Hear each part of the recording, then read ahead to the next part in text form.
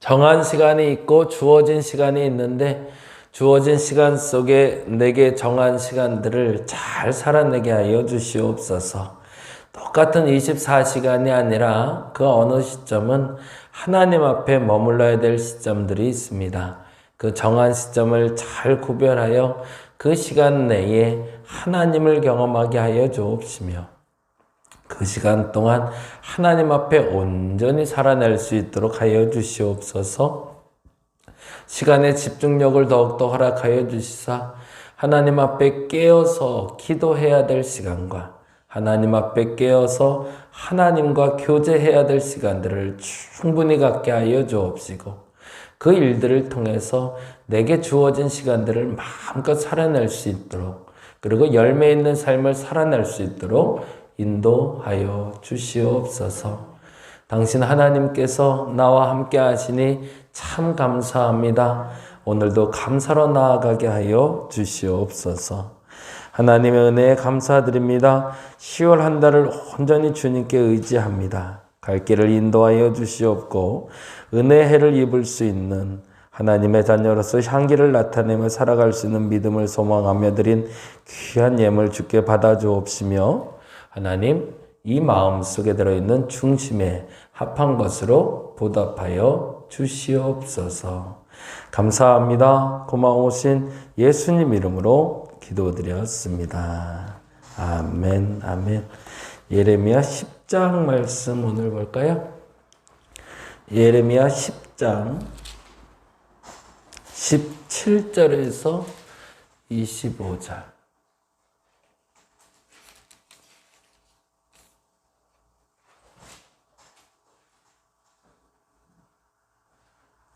17절에서 25절까지 같이 우리 한 목소리를 읽겠습니다. 애워싸인 가운데 앉은 자여 내 짐 꾸러미를 이 땅에 꾸리라. 여호와께서 이와 같이 말씀하시되 보라 내가 이 땅에 사는 자를 이번에는 내 던질 것이라. 그들을 괴롭게 하여 깨닫게 하리라 하셨느니라. 슬프다 내 상처여 내가 중상을 당하였도다. 그러나 내가 말하노라 이는 참으로 고난이라. 내가 참아야 하리로다. 내 장막이 무너지고 나의 모든 줄이 끊어졌으며 내 자녀가 나를 떠나가고 있지 아니하니 내 장막을 세울 자와 내 휘장을 칠 자가 다시 없도다. 목자들은 어리석어 여호와를 찾지 아니하므로 형통하지 못하며 그 모든 양떼는 흩어졌도다. 들을지어다 북방에서부터 크게 떠드는 소리가 들리니 유다 성읍들을 황폐하게 하여 승냥이의 거처가 되게 하리로다. 여호와여 내가 알거니와 사람의 길이 자신에게 있지 아니하니 걸음을 지도함이 걷는 자에게 있지 아니하니이다.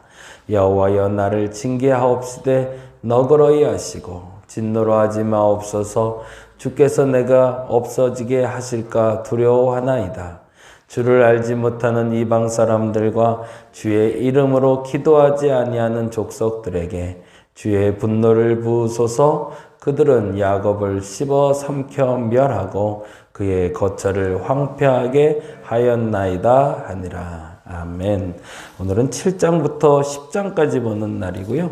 예레미야 7장은 이렇게 얘기해 놓을까요? 조금 제목을 길게 적을 건데요. 성전에 대한 잘못된 믿음의 결과는 성전에 대한 잘못된 믿음의 결과는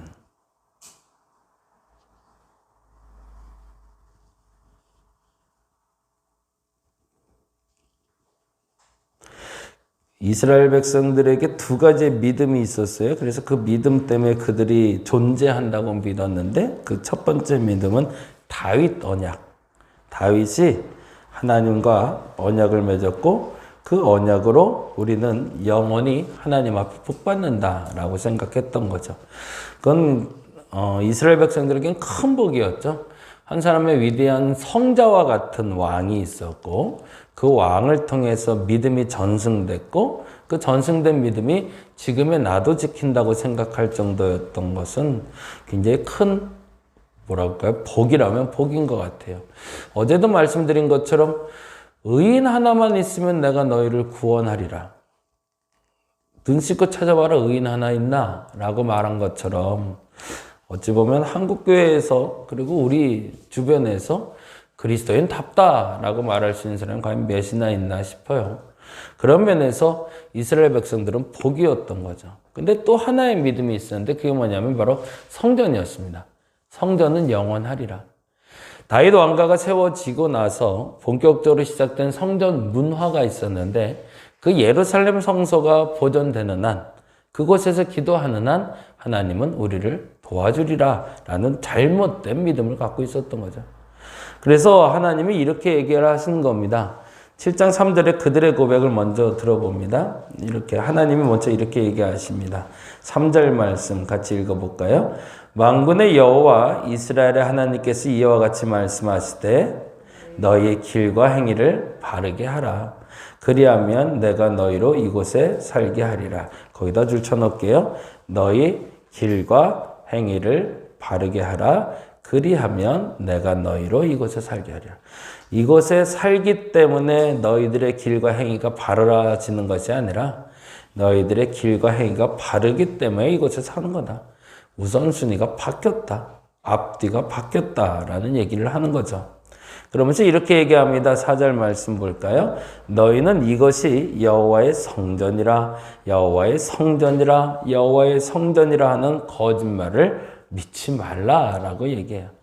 여기가 거룩해서 너희들이 바르게 살고 너희 행위가 복받는 게 아니라 너희 행위가 바르기 때문에 하나님이 너희에게 복 주시고 여기 살게 하는 거지, 이걸 거꾸로 착각하지 말라는 얘기죠. 그리고 나서 우리가 너무 잘 아는 단어가 나오는데 그게 바로 11절이에요. 11절 같이 읽어볼까요? 내 이름으로 일컫는을 받은 이 집이 너희 눈에는 도둑의 소굴로 보이느냐? 어디서 많이 들었던 얘기죠? 네. 그리고 또 10절에도 이런 얘기가 나옵니다. 읽어볼까요? 내 이름으로 일컬음을 받는 이 집이 들어와서 내 앞에 서서 말하기를 우리가 구원을 얻었나이다 하느냐? 이는 이 모든 가증한 일을 행하려 함이로다. 라고. 하나님의 성소라는 건물이 너희를 지킬 수 없다. 그 건물이 중요한 것이 아니라 그 건물을 드나드는 사람의 마음이 중요하다라고 이야기하는 게 바로 7장의 이야기입니다. 그러고 나서 이렇게 얘기하십니다. 13절에 너무너무 속상하셨던 것 같아요. 그래서 13절, 14절에 이렇게 얘기하십니다. 여호와의 말씀이니라 이제 너희가 이 모든 일을 행하였으며 내가 너희에게 말하되 새벽부터 부지런히 말하여도 듣지 아니하였고 너희를 불러도 대답하지 아니하였느니라. 이건 무슨 말일까요? 하나님이 약속을 하셨잖아요. 성전에서 너희가 만일, 그리고 성전을 향해서 너희가 만일 기도한다면 내가 응답하리라라고 얘기했었잖아요. 솔로몬 때. 그 말을 이제는 취소하겠다는 얘기입니다. 내가 동쪽을 향하여, 예루살렘을 향하여, 그리고 예루살렘에서 기도한다 해도 이제는 안 들을 거야. 왜? 너희의 믿음이 앞뒤가 바뀌었는데 그 기도를 내가 들어줄 수 있겠냐 하는 거죠.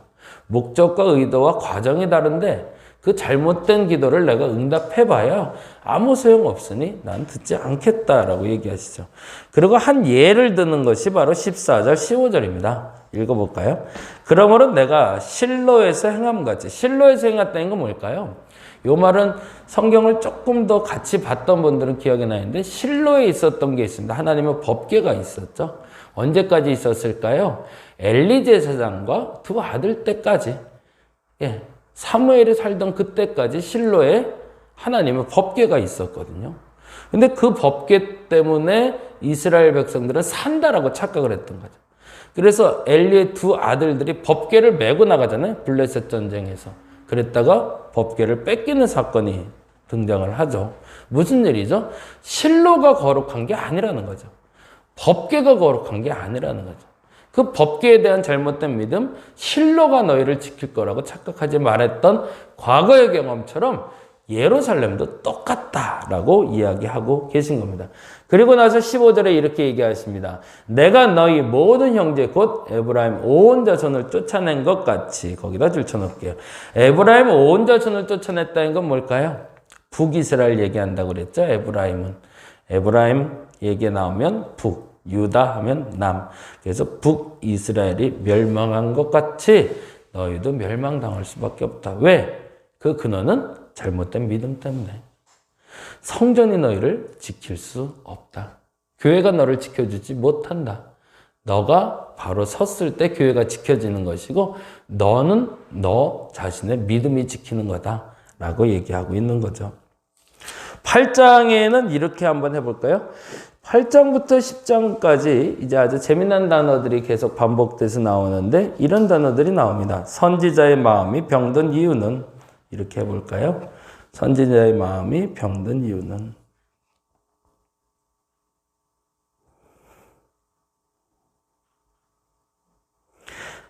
8장 18절에 보면 예레미야가 이렇게 표현을 하고 있습니다.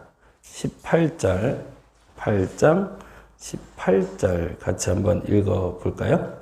슬프다 나의 근심이여 어떻게 위로를 받을 수 있을까 내 마음이 병들었도다 라고 선지자가 기도하면서 느꼈던 감정을 얘기하고 있죠.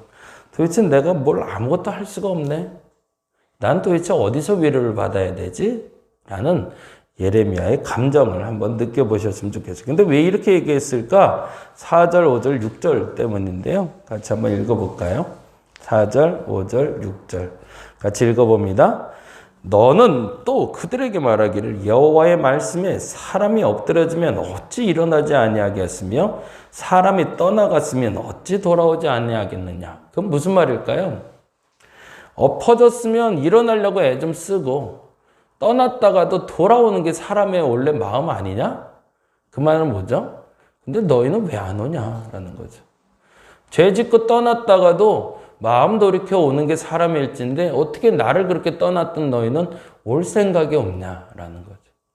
그걸 이렇게 표현하고 계세요. 다시 읽어볼게요. 4절 5절 너는 또 그들에게 말하기를 여호와의 말씀에 사람이 엎드러지면 어찌 일어나지 아니하겠으며 사람이 떠나갔으면 어찌 돌아오지 아니하겠느냐.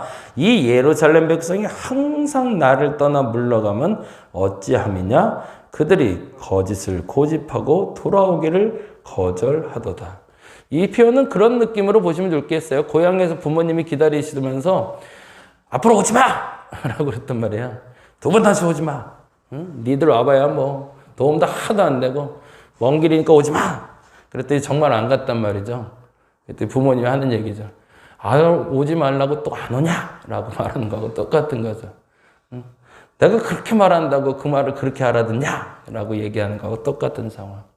하나님의 화가 나서 말을 한 거죠. 너희들 혼날 줄 알아? 라고 얘기했더니 네. 그러고서 안 오는 이스라엘 백성들.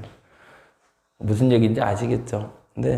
근데 그 마음이 어떤 마음 때문에 그러면은 선지자는 병들었다고 얘기할까요? 누구의 마음이 느껴진 거죠? 하나님의 마음이 느껴진 거죠. 지금 표현대로 하면 부모의 마음을 느끼는 거죠. 에이, 부모의 마음이 그게 아니었는데.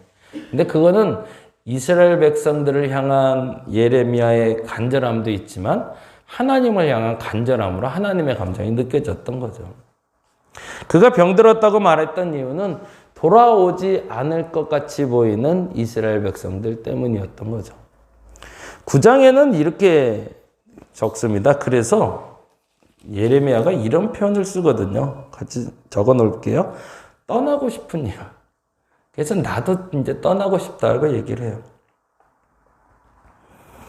1절과 2절 같이 한번 보겠습니다. 1절과 2절. 어찌하면 내 머리는 물이 되고 내 눈은 눈물 큰 눈이 될꼬. 9장. 죽음을 당한 딸 내 백성을 위하여 주야로 울리로다. 내가 광야에서 나그네가 머무를 곳을 얻는다면 내 백성을 떠나가리니 그들은 다 가늠한 자요 반역한 자의 무리가 됩니다. 아유, 나도 도망가고 싶다는 거죠. 이거 안 하고 나도 떠나고 싶은데 이 내 마음 알까라는 거죠. 이 이유가 3절에서 6절에 이렇게 나오죠. 3절, 6절 동일한 단어들을 한번 찾아보세요. 여호와의 말씀이니라 그들의 화를 남긴 같이 그들의 혀를 놀려 거짓을 말하며 그들이 이 땅에서 강성하나 진실하지 아니하고 악에서 악으로 진행하며 또 나를 알지 못하느니라. 너희는 각기 이웃을 조심하며 어떤 형제든지 믿지 말라. 형제마다 완전히 속이며 이웃마다 다니며 비방함이라. 그들은 각기 이웃을 속이며 진실을 말하지 아니하며 그들의 혀로 거짓말을 하기를 가르치며 악을 행하기를 지치거늘 내가 사는 곳이 속이는 일 가운데 있도다. 그들은 속이는 일로 말미암아 나를 알기를 싫어하느니라. 여호와의 말씀이니라. 라고. 공통된 단어가 뭘까요? 거짓이죠. 속이는 것. 말로만.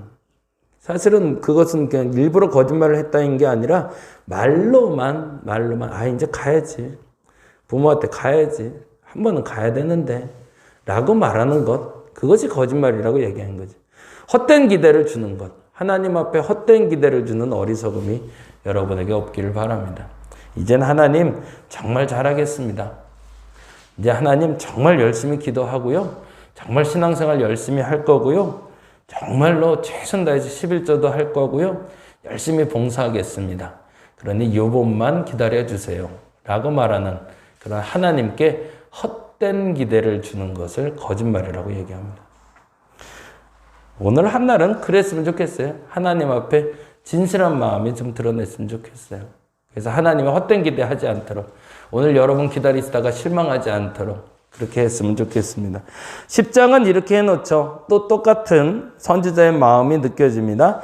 선지자가 탄식한 이유가 나옵니다. 10장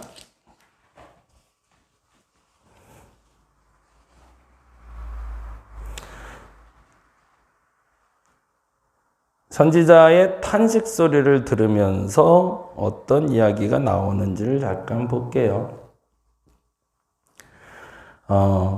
14절 볼까요? 먼저 19절 보죠. 19절. 이 얘기부터 하면서 순서를 맞춘 게 낫겠네요. 19절 말씀 읽어봅니다.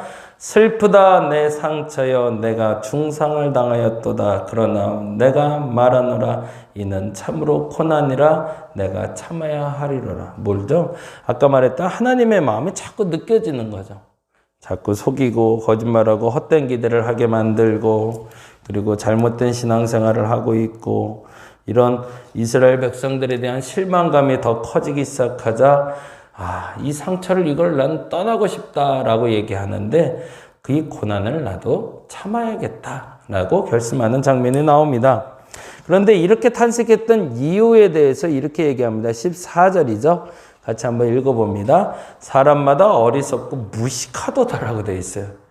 어떻게 이렇게 모를까? 뭐라고 되어 있죠? 은장이마다 자기의 조각한 신상으로 말미암아 주치를 당하나니 이는 그가 부어 만든 우상은 뭐예요? 거짓 것이요. 그 속에 생기가 없기 때문에. 어떻게 생명 없는 것에 그렇게 너희들은 목숨 걸고 사냐는 거죠. 선지자가 탄식한 이유가 있습니다. 우리가 하는 일이 생명을 살리는 일이 되어야 되는데 생명을 죽이는 일이 되고 있으니 이 어찌 답답하지 않겠는가라는 거죠. 너희들의 생명을 소멸시켜가는 일에 열심을 내지 말고 너희들의 생명을 살리는 일에 열심을 내라. 그것이 바로 10장의 교훈이 됩니다. 그 방법은 뭘까요? 생명을 살리는 길은 바로 23절이죠. 23절 말씀 봅니다. 여호와여 내가 알거니와 사람의 길이 자신에게 있지 아니하니 걸음을 지도함이 걷는 자에게 있지 아니하니. 다음에 거기다 줄 쳐놓죠. 그럼 생명 있는 길은 뭘까요? 하나님의 인도하심을 받는 길, 그 길을 가는 것이 생명 있는 길이라는 거죠.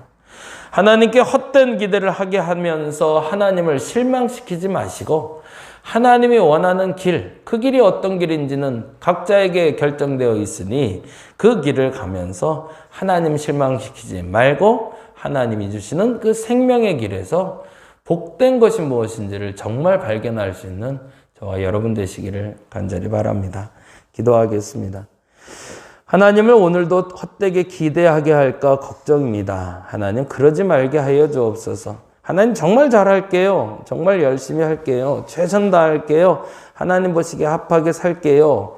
그런 거짓말 하지 말게 하여 주시고 할 수 있는 만큼 솔직하게 하나님께 말하게 하셔서 하나님 실망시키는 사람이 아니라 하나님을 기쁘게 하는 내가 되게 하여 주옵소서. 하나님 무엇보다 더 소중한 것이 있다면 하나님 앞에서 이 시간이 깨어 생명의 시간으로 살아가는 것입니다. 하나님 이 시간이 생명을 살리는 시간이 되게 하여 주시옵소서. 죽어버린 시간을 살아가는 것이 아니라 살아있는 시간을 살아갈 수 있는 우리가 되게 하여 주시옵소서. 감사합니다. 고마우신 예수님 이름으로 기도드렸습니다. 우리 다 같이 기도하고 돌아갑니다.